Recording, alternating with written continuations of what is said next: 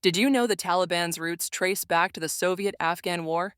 In the 1980s, the U.S. funded Afghan Mujahideen fighters to counter Soviet forces. This support included weapons and training, creating a breeding ground for future Taliban members.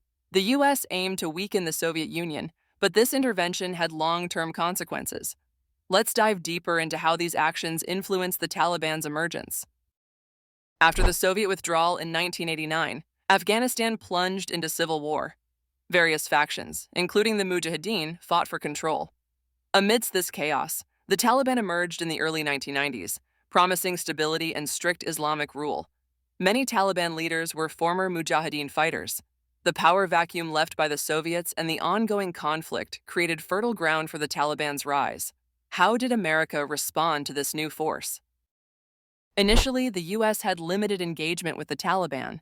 However, the group's harsh interpretation of Islamic law and human rights abuses soon drew international condemnation.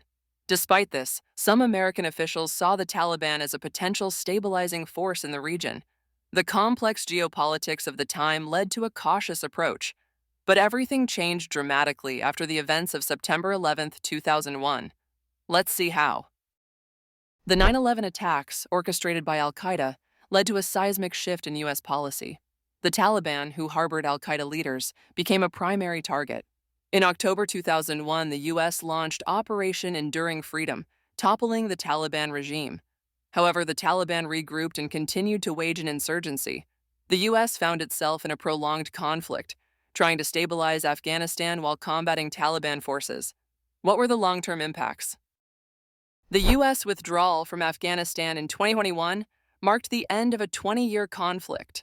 The Taliban swiftly regained control, raising questions about the effectiveness of American intervention. The history of the Taliban and U.S. involvement is a complex tale of unintended consequences and geopolitical strategies. Understanding this history is crucial for grasping the current dynamics in Afghanistan and the broader region. What lessons can be learned from this turbulent history?